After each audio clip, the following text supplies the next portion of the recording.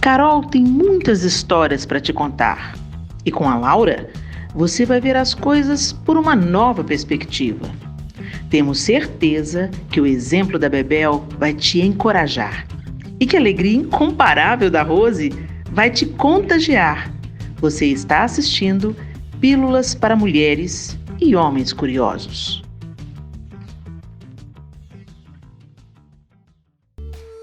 Carolina Figueiredo, professora meio período, é casada com Alexandre e mãe de Miguel e Isabela.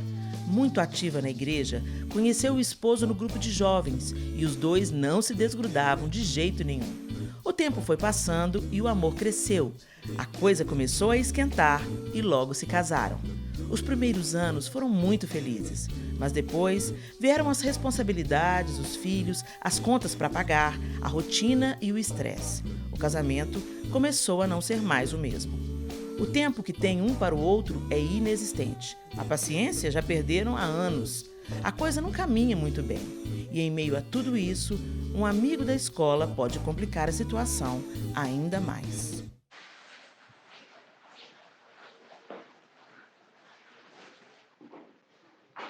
Oi, povo querido! Sejam bem-vindos à minha sala de aula, tudo bem? Por favor, sente-se, fique à vontade. Vamos aproveitar que as minhas crianças estão no recreio e vamos conversar sobre algumas coisas. Hoje eu queria conversar com vocês sobre frequentar a igreja, vida na igreja, versus perfeição.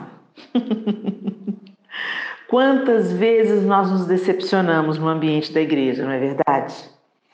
Esperamos que o pastor, que o presbítero, que o líder seja assim uma pessoa acima da média, a quarta pessoa da Trindade.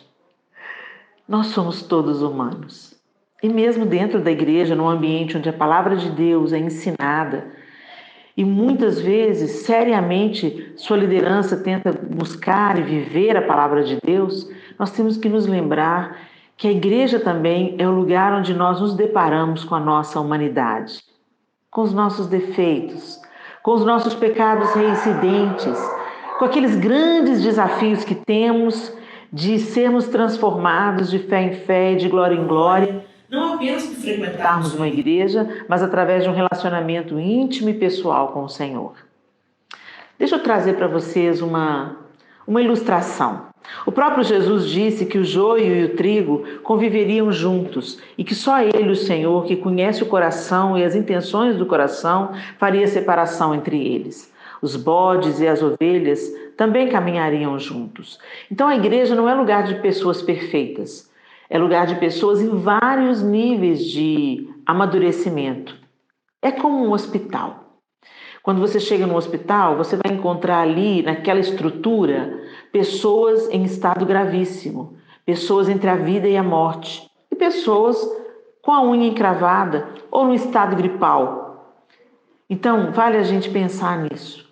A mesma tolerância que nós gostaríamos de receber, talvez seja a mesma tolerância e compaixão que deveríamos oferecer, discernindo e enxergando a maturidade e o tempo de cada um e nos tornando parte da solução, ao invés de nos tornarmos parte do problema. A igreja não é lugar de pessoas perfeitas, mas é lugar de pessoas buscando aquele que é perfeito, para também serem aperfeiçoadas de fé em fé e de glória em glória. Apenas frequentar uma igreja não transforma uma pessoa, da mesma maneira que uma bicicleta frequentar uma garagem não a transforma em um automóvel. Mas vale a gente olhar com um olhar mais generoso e, enquanto somos transformados também, enxergarmos a obra bendita do Senhor na vida dos nossos irmãos. Perdoe, permaneça, prossiga e seja você a solução e não o problema. Certo. Ok. Sem problema. Então, daqui exatamente 30 minutos, você pode me esperar aí no apartamento que eu vou te mostrar tudo, apresentar para você a proposta, tá legal? Espero que a gente feche o negócio. Tá ok, muito obrigado.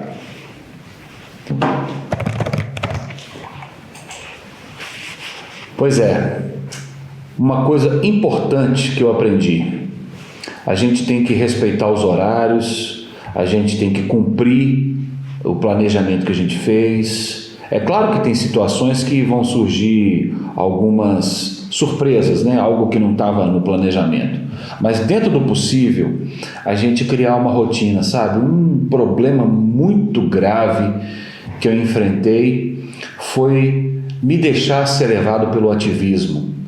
Às vezes a gente vai acumulando coisas, vai assumindo muitos compromissos, um acima do outro, um em cima do outro, e atropelando a nossa vida de uma maneira que a gente para de viver, literalmente falando, e vive só para trabalhar, só para o trabalho, só para os compromissos, pensando em subir de posto, em ganhar dinheiro. Isso tudo é importante, obviamente, não vamos negar isso não, mas a gente precisa ter equilíbrio. E hoje em dia nós vivemos num mundo tão caótico, tão maluco, tão cheio de correria e cheio de cobranças, muitas vezes imposta pela nossa sociedade, pelo tipo de vida que as pessoas levam, e a gente embarca nessa canoa furada e deixa de viver.